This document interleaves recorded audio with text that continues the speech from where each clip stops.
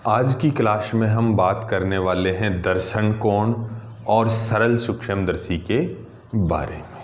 तो मैं यहाँ पे दर्शन कोण समझा देता हूँ, उसके बाद सरल सूक्ष्मदर्शी बहुत ही आसान तरीके से समझाने वाला हूँ मैं। ध्यान से देखिए, अगर आप ये वीडियो देखते हैं तो आप सरल सूक्ष्मदर्शी कभी भी नहीं भूलेंगे और बहुत अच्छे से समझ पाएंगे। सबसे पहले मैं बात करता हूँ नेत्र लेंस की। ये हमारी नेत्र है, ध्यान दीजिए। यहाँ कोई भी वस्तु रखी, वस्तु के यहाँ से नेत्र को मिलाएंगे और यहाँ से ये वाला जो कोण है, वस्तु की हाइट, वस्तु की पूरी ऊंचाई देखिए आप, वस्तु के ऊपरी भाग और नीचे के भाग दोनों के द्वारा जो नेत्र पे कोण बनता है, इसी को कहते हैं दर्शन कोण। इसी को कहा जाता है दर्शन कोण। तो क्या लिखोगे दर्शन कोण में? किसी भी वस्तु द्वारा नेत्र पर बना कोण दर्शन कोण कहलाता है। यानी उसको देखने के लिए हमें यहाँ पे नजर रखनी पड़ेगी। नजर हमारी कहाँ रहेगी? नीचे। और जब वस्तु को पूरा देखेंगे तो नजर को कितना रोटेट करना पड़ेगा, कितना घुमाना पड़ेगा। यहाँ से हमारी नजर यहाँ जाएगी, तब जाकर के वस्तु पूरी दिखाई देगी। तो वस्तु को देखने के लिए हमारी नेत्र द्वारा जो भी कोण बनाएगा, वस्तु पूरी वस्तु के साथ नेत्र द्वारा बना कोण दर्शन कोण होता है।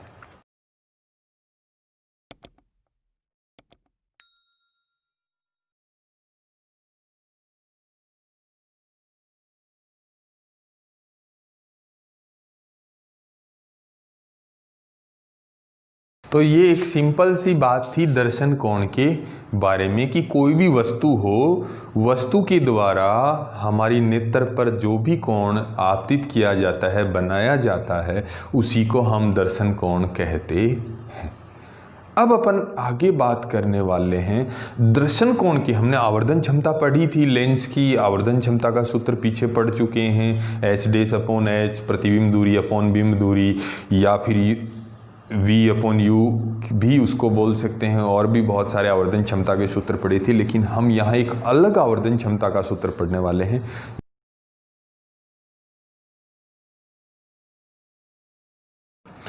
मेरी बात को यहाँ ध्यान से समझोगे। मान लीजिए कोई भी वस्तु थी, ये वस्तु है, हो सकता है इसका प्रतिबिंब ये बने, ये कोई भी प्रतिबिंब है। तो यहां से हम देख रहे हैं नेत्र से, तो वस्तु ने नेत्र के साथ में जो कोण बनाया, ये तो कोण किसका हुआ? दर्शन कोण हुआ वस्तु का। और ये वाला कोण किसका कोण हो गया? प्रतिबिंब का दर्शन कोण। वस्तु के दर्शन कोण को अल्फा से लिखते हैं, प्रतिबिंब के दर्शन कोण को बीटा से लिखते हैं। तो हमें ये बात ध्यान रखनी है, जब हम किसी भी वस्तु को प्रकाशीय यंत्र से देखेंगे, जब किसी वस्तु को प्रकाश यंत्र से देखेंगे तो उसका आकार परिवर्तित हो जाता है। प्रकाश यंत्र से किसी भी वस्तु को देखने पर उसका आकार बदल जाता है, और वस्तु का आकार बदलने से नेत्र के साथ उसका दर्शन कोण भी बदलेगा। वस्तु को देखेंगे तो आकार अलग होगा, दर्शन कोण भी अलग होगा। अगर आकार बदल गया तो दर्शन कोण भी बदल जाएगा। देखिए कैसे, ये वस्तु थी, ये वस्तु है, तो दर्शन कोण क्या हुआ? ये वाला हुआ। अगर इसका प्रतिबिंब बने और बड़ा प्रतिबिंब बन जाए, देखो ये प्रतिबिंब बन गया, तो अभी दर्शन कोण क्या है? ये वाला है।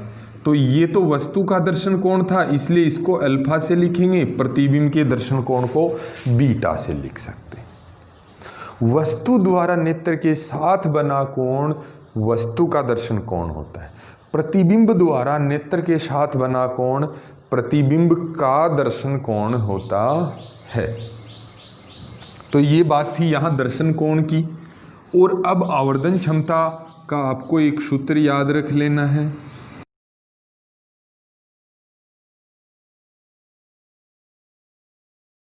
आवर्धन क्षमता m = β/α। तो ये बीटा क्या है? ये प्रतिबिंब का दर्शन कोण है। क्या है? प्रतिबिंब का दर्शन कोण, और ये अल्फा क्या है, वस्तु का दर्शन कोण। तो आप परिभाषा कैसे बनाओगे यहाँ, या आपने बहुत अच्छे से जानते हो आप इस तरीके को। यहाँ सीधा सीधा इसको अनुपात की भाषा में लिख सकते हैं। प्रतिबिंब का दर्शन कोण और वस्तु के दर्शन कोण का अनुपात ही आवर्धन क्षमता कहलाता है। या आप बहुत आसानी से लिख सकते हो। अगर ऐसे भाग में कोई राशि हो तो ये फॉर्मूला आपको याद रखना है और फॉर्मूले के अकॉर्डिंग ही आपको परिभाषा बना देनी है। प्रतिबिंब के दर्शन कोण और वस्तु के दर्शन कोण का अनुपात ही आवर्धन क्षमता कहलाता है। तो ये बात थी आवर्धन क्षमता की। ये वाला फॉर्मूला जो दर्शन कोण वाला फॉर्मूला है, ये आगे जाके हमारे लिए बहुत उपयोगी होने वाला है प्रकाशीय यंत्रों में। अब हम बात करने वाले हैं सरल सूक्ष्मदर्शी की। तो सरल सूक्ष्मदर्शी क्या है, एक मात्र एक डंडी लगा हुआ होता है, लेंस होता है, एक डंडी नुमा लेंस होता है। इसके भीतर क्या होता है, यहाँ पर एक लेंस लगा होता है जिसके चारों तरफ एक प्लास्टिक का आवरण और एक डंडी होती है, पकड़ने के लिए हत्था होता है। इस प्रकार का एक मात्र लेंस होता है जिसको हम सरल सूक्ष्मदर्शी कहते हैं। ये लेंस आपको मैं बताऊंगा कहाँ मोस्टली कहाँ काम में लिया जाता है। उत्तल लेंस होता है, ये याद रखिएगा। कौन सा लेंस होता है, उत्तल लेंस होता है। ठीक है, तो आप कभी काम में पूछ लिया जाए, काम में आए या कभी पूछा जाए आपसे कि सरल सूक्ष्मदर्शी क्या होता है, एक उत्तल लेंस होता है जिसको सरल सूक्ष्मदर्शी कहते हैं। हमारी हस्तरेखाएं पढ़ने के लिए जो ज्योतिषी होते हैं, बहुत बूढ़े हो जाते हैं, उनको रेखाएं दिखाई नहीं देती फिर भी लगे रहते हैं। बुढ़ापे में एकदम 100 साल के हो गए फिर भी लेंस लेके लगे हुए हैं, उनको दिख नहीं रहा लेकिन फिर भी लेंस लेके लगे हुए हैं। बेटा तेरे तो ये दोष है, बेटा तेरा तो गया। तो ये सारी चीज़ें जो होती हैं, ज्योतिषी के बारे में क्या बताता है उसको हम नहीं बोलेंगे, क्या कहता है क्या नहीं कहता है, ठीक नहीं है उसके बारे में बोलना। लेकिन हम कह रहे हैं कि वो उसको दृष्टि रेखाएं दिखाई नहीं देती हैं, तो वो उसको देखने के लिए एक हत्थे वाला डंडी वाला लेंस काम में लेता है। उसको क्या कहते हैं, सरल सूक्ष्मदर्शी कहते हैं। दूसरी चीज़ें बहुत पुरानी कई बार खुदाई में पुरानी हवेलियों में बहुत पुरानी किताबें मिल जाती हैं, उनमें कुछ लिखा होता है, पुराने अवशेष मिलते हैं। किताब नहीं तो कोई फटा हुआ पन्ना मिल जाता है, कुछ भी मिलता है, उसमें पढ़ने के लिए हमें लेंस की ज़रूरत पड़ती है। तो वहाँ भी हम क्या करते हैं, सरल सूक्ष्मदर्शी यानी केवल मात्र उत्तल लेंस का प्रयोग करते हैं। और भी बहुत सारी जगह हम उत्तल लेंस काम में लेते हैं। तो क्या है उत्तल लेंस, एक सरल सूक्ष्मदर्शी यानी कि एक उत्तल लेंस। अब देखिए हम क्या करेंगे, कैसे देखेंगे, किस प्रकार से उत्तल लेंस को काम में लेने वाले हैं।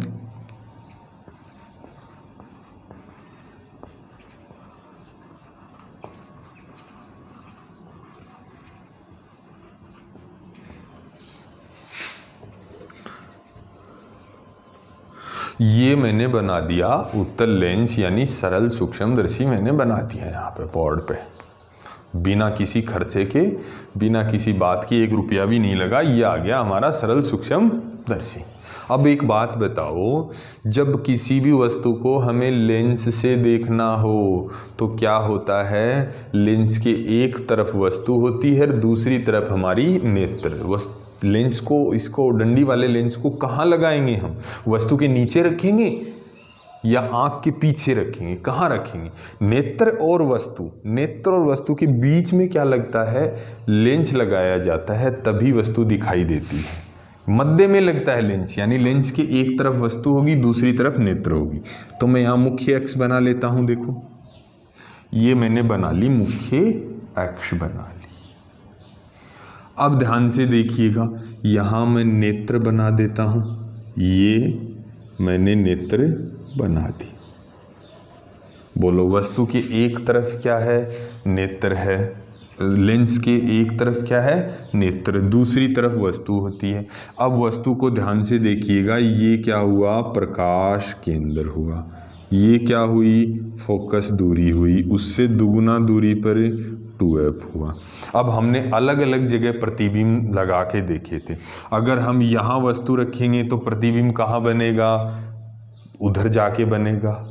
यहाँ अगर वस्तु रखते हैं तो आपको याद होगा, हमने उत्तल लेंस से प्रतिबिंब निर्माण पीछे पढ़ा है, पीछे के वीडियो में आप देख सकते हो, बहुत आसान भाषा में ये बताया गया है। वस्तु यहाँ रखी है तो प्रतिबिंब किधर बनेगा, लेंस के दूसरी तरफ, इधर बनेगा। अब बताओ, आँख के पीछे प्रतिबिंब बन गया तो प्रतिबिंब दिखेगा कैसे? यहाँ रखेंगे 2f पर तो भी वस्तु के दूसरी तरफ 2f, उधर वाला 2f है उस पर बनेगा। अब वो भी नेत्र के पीछे हुआ तो आँख के पीछे पीछे प्रतिबिंब बन जाए, कैसे दिख पाएगा? अब अपन बात करते हैं और आगे ले आते हैं थोड़ा, यहाँ लाएंगे तो भी उधर ही बनेगा, यहाँ लाएंगे तो भी उधर ही बनेगा। और अब जो लास्ट पॉइंट था वहां पर उत्तल लेंस वाला अंतिम पॉइंट, फोकस बिंदु और प्रकाश केंद्र की अगर मध्य वस्तु रखी हो, इन दोनों की अगर वस्तु मध्य रखी हो तो वस्तु के पीछे प्रतिबिंब कहाँ बनेगा, वस्तु के पीछे, इधर बनेगा।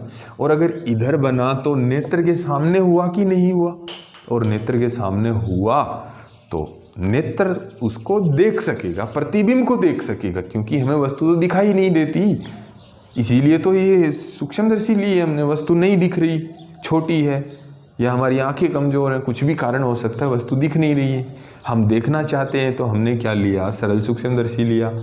अब सरल सूक्ष्मदर्शी ने प्रतिबिंब बनाया, अगर वो प्रतिबिंब पीछे बना दिया नेत्र के तो हम फिर नहीं देख पाएंगे।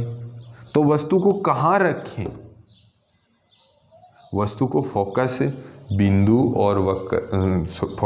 और प्रकाश केंद्र के मध्य रखेंगे, ताकि प्रतिबिंब इसी तरफ बनेगा, वस्तु के पीछे बनेगा तो नेत्र के सामने हो जाएगा वो प्रतिबिंब, और उसको नेत्र आसानी से देख सकेगा। तो हम यहाँ से दो प्रकाश की किरणें चलाते हैं। देखो, समान दूरी पर इधर भी एक फोकस बिंदु ले लेता हूँ मैं, सेम ही दूरी पर एक प्रकाश की किरण इधर गई, जो आगे नियम के मुताबिक कहाँ जाएगी, समांतर आने वाली फोकस से गुजरेगी। दूसरी प्रकाश की किरण इधर गई, ये हुई ना बात। दूसरी प्रकाश की किरण प्रकाश केंद्र से गुजरती है, जो बिना विचलन के सीधी निकल जाती है। ये दो बातें आपने अच्छे से पढ़ी होगी। समांतर वाली किरण फोकस बिंदु से गुजरती है और प्रकाश केंद्र वाली बिना विचलन के सीधी निकलती है। अब आप बताओ, ये दोनों आगे जाके मिलेंगी क्या? नहीं मिलेंगी। तो इनको पीछे बढ़ा दो, इसको पीछे बढ़ाओ, इसको भी पीछे बढ़ाओ। जहाँ ये दोनों कट हो जाएं, वहीं क्या बना देना है? प्रतिबिंब बना देना है। वस्तु का नाम क्या है? A B. प्रतिबिंब का नाम ए डैश बी डैश। तो ये तो बात हुई सरल सूक्ष्मदर्शी से प्रतिबिंब बनाने की। ये वाली दूरी क्या होती है? u होती है, वस्तु की दूरी, बिंब दूरी। ये वाली दूरी क्या होती है? v होती है, जिसके बराबर में मैं d लिख रहा हूँ। इसका मतलब मैं आपको बाद में समझाने वाला हूँ, v को d से लिख रहा हूँ। तो ये एक चित्र बना दोगे लेंस के या सरल सूक्ष्मदर्शी की। एक तरफ नेत्र होती है, दूसरी तरफ वस्तु होती है। जिस तरफ वस्तु होती है उसी दिशा में अगर प्रतिबिंब बनेगा तो वो नेत्र के सामने माना जाएगा और वो प्रतिबिंब हम देख सकेंगे, अन्यथा हम देख नहीं पाएंगे। तो हमारे लिए कोई काम का नहीं रहेगा सरल सूक्ष्मदर्शी। अब अपन यहाँ बात करने वाले हैं, ध्यान से सुनिए। ये जो प्रतिबिंब बन रहा है, ये जो प्रतिबिंब बन रहा है, वस्तु स्पष्ट नहीं दिख रही थी। प्रतिबिंब क्यों बन, ये लेंस क्यों लगाया हमने? क्या ज़रूरत पड़ गई इस लेंस की? वस्तु दिखाई नहीं दे रही थी स्पष्ट रूप से, इसलिए हमने ये लेंस लगा लिया। इसके बाद जो बात करने वाला हूं उसको ध्यान से सुनिएगा। इसका प्रतिबिंब बन गया, ए डैश बी डैश बन गया, लेकिन ये प्रतिबिंब 25 सेंटीमीटर से कम दूरी पर बन गया। अब बताओ, 25 से कम पे बना तो दिखेगा क्या स्पष्ट? क्योंकि स्पष्ट देखने की कम से कम दूरी तो 25 है। अगर उससे कम बनता है तो स्पष्ट नहीं दिखेगा। तो वो तो पहले भी नहीं दिख रहा था, अभी भी स्पष्ट नहीं दिख रहा क्योंकि 25 से कम दूरी पर बना है। इसलिए फिर इसका काम क्या हुआ, ये लेंस क्यों लिया हमने, क्यों लिया सरल सूक्ष्मदर्शी?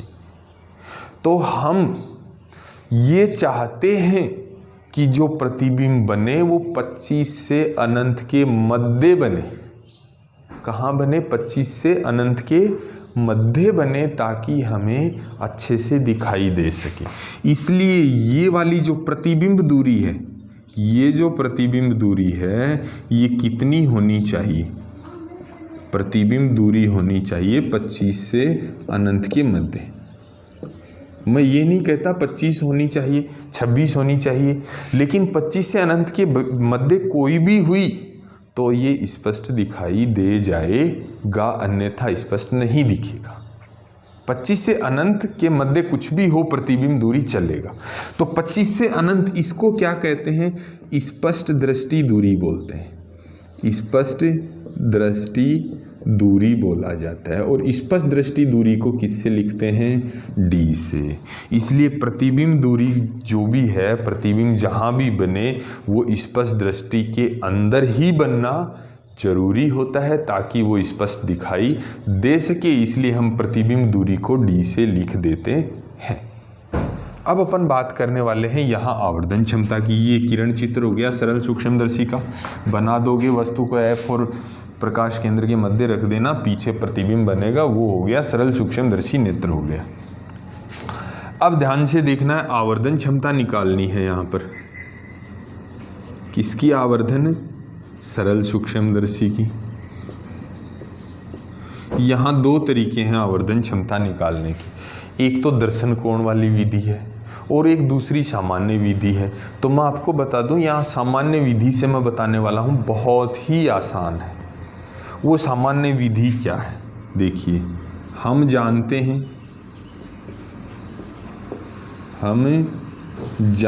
हैं कि आवर्धन क्षमता का सूत्र क्या होता है? आवर्धन क्षमता m बराबर v/u। ये पढ़ा है कि नहीं पढ़ा? प्रतिबिंब दूरी अपॉन बिंब दूरी।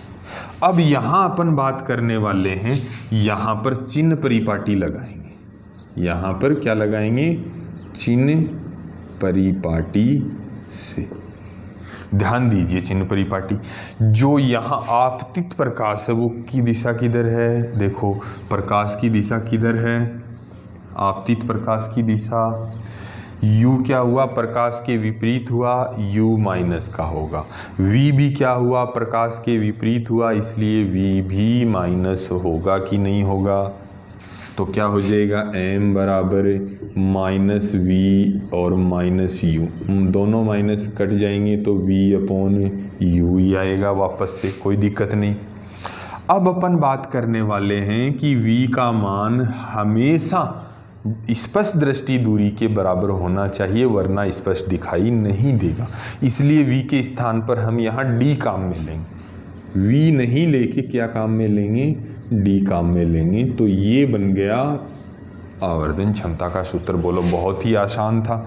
आवर्धन क्षमता का v/u वाला फॉर्मूला काम में लिया और v चिन्ह परिपाटी लगाई और उसके बाद में v की जगह क्या रख दिया? d रख दिया। तो ये तो थी बात किसकी? ये बात तो थी आवर्धन क्षमता, सरल सूक्ष्मदर्शी की आवर्धन क्षमता। आपको दर्शन कोण से कुछ लेना देना नहीं है, किसका क्या है, जो है जिसका है वैसे। ये थी बात आपकी नॉर्मल। अब अपन स्थितियां पढ़ने वाले हैं आगे जाके, दो अलग अलग स्थितियां।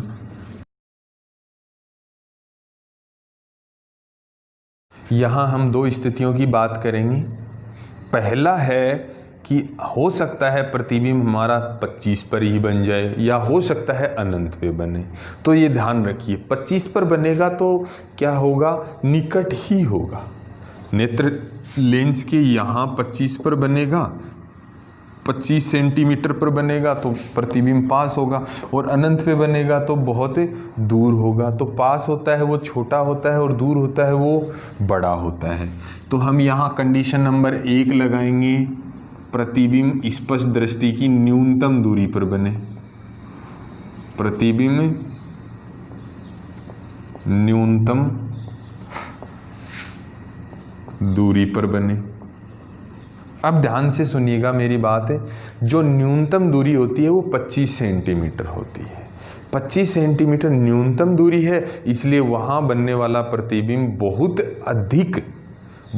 अधिक स्पष्ट होगा, लेकिन बहुत अधिक बड़ा नहीं होगा, क्योंकि बड़ा तो वो होता है जो दूर होता है, तो बड़ा कौन होगा? अनंत वाला बड़ा होगा, लेकिन 25 वाला अपेक्षाकृत थोड़ा बड़ा होगा, बहुत बड़ा तो नहीं होगा पर थोड़ा बड़ा होगा, लेकिन सबसे स्पष्ट होगा।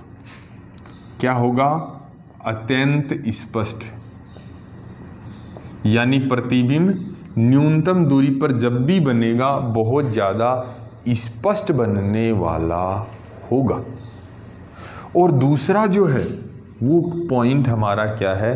प्रतिबिंब स्पष्ट दृष्टि की अधिकतम दूरी पर बने।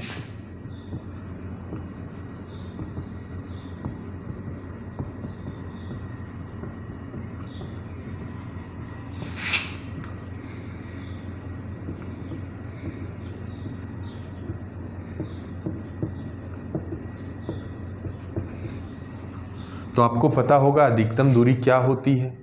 अधिकतम दूरी अनंत होती है। तो यहाँ हम ये भी लिख सकते हैं कि अनंत पर बने। अब बताओ, अनंत पर प्रतिबिंब बनेगा तो प्रतिबिंब का आकार क्या होगा? बहुत ही बड़ा होगा। तो प्रतिबिंब अत्यंत बड़ा बने।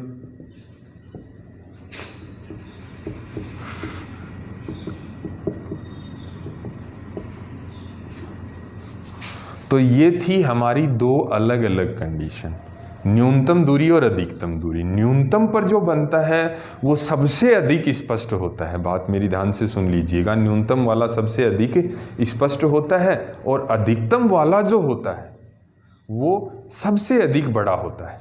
अधिकतम वाला, अनंत वाला सबसे अधिक बड़ा होता है। अब अपन बात करने वाले हैं यहाँ कैसे सॉल्व करेंगे। देखिएगा, मेरी बात ध्यान से सुनिएगा। हम जानते हैं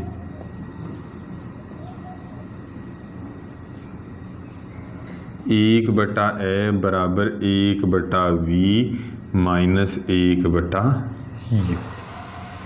ये थी बात हमारी यहाँ। ठीक है, कोई दिक्कत नहीं। उसके बाद अपन क्या करने वाले हैं? देखिए यहाँ v बराबर d रखने पर, v बराबर d रखने पर तो ये हो जाएगा 1/f बराबर 1/d माइनस 1/u। यहाँ तक कर सकते हो। उसके बाद मैं लगाने वाला हूँ यहाँ चिन्ह परिपाटी। तो मैं यहाँ एक बार फिर से वो चित्र बना लेता हूँ। यहाँ ध्यान दीजिएगा, यहाँ वस्तु थी, यहाँ प्रतिबिंब था, ये वाली दूरी u थी, ये वाली दूरी v बराबर d थी, लेकिन इसका फोकस बिंदु यहाँ से किरण चली थी समांतर, जो किससे गुजरी थी? f से। तो बताओ फोकस दूरी कौन सी हुई? ये वाली दूरी फोकस दूरी हुई, u और v। इस प्रकार से ही हमने चित्र बनाया था। पीछे ले जाके इनको पीछे ले जाके काटा था कि नहीं? तो बताओ इसमें u क्या होगी? ऋणात्मक, v भी या d मान लो ऋणात्मक होगी और f धनात्मक होगी। तो ये बात हम रखने वाले हैं यहाँ पर। f क्या होती है? धनात्मक होती है, तो f को अपन कोई छेड़खानी नहीं करेंगे। d क्या होती है? ऋणात्मक होती है, तो यहाँ माइनस लगा देंगे। u भी क्या होती है? ऋणात्मक होती है, तो यहाँ भी माइनस u लगा देंगे। तो ये 1/f बराबर ये u किसका हो जाएगा? प्लस का, और 1/d किसका हो जाएगा? माइनस का। अब क्या करेंगे? दोनों तरफ d से गुणा कर देंगे।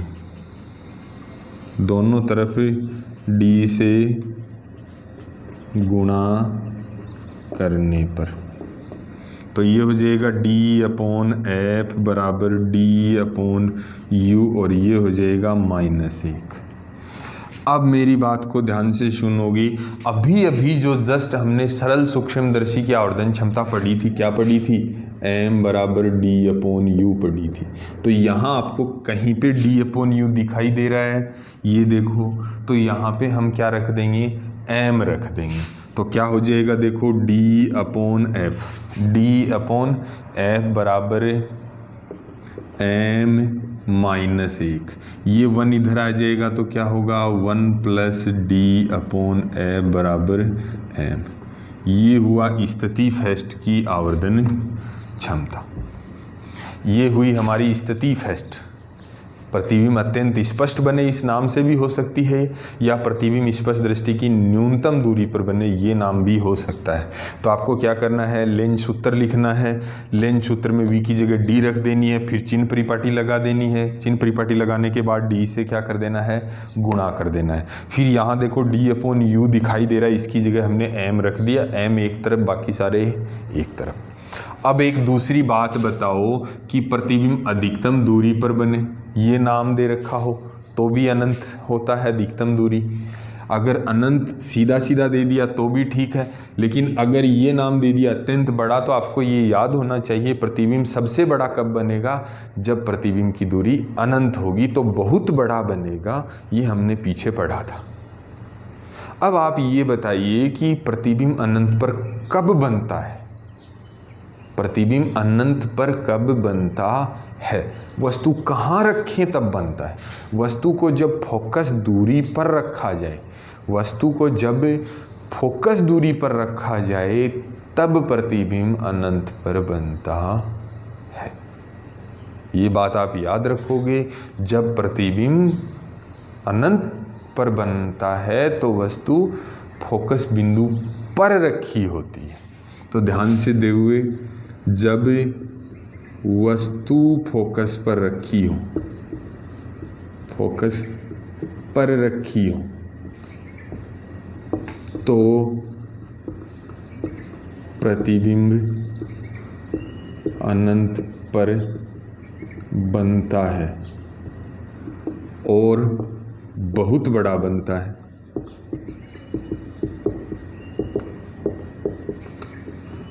ओके, वस्तु कहाँ रखी है, फोकस बिंदु के ऊपर ही रखी है। तो बताओ फोकस दूरी और बिंब दूरी दोनों बराबर हुई कि नहीं हुई, क्योंकि वस्तु की दूरी भी उतनी है और फोकस दूरी भी उतनी है।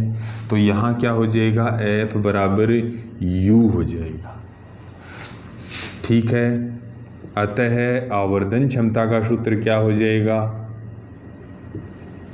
आपने m बराबर क्या पढ़ा है, d/u। मेन सूत्र अपना यही पढ़ा था कि नहीं पढ़ा था, बोलो। लेकिन यहाँ u की जगह हम क्या रख देंगे, f रख देंगे।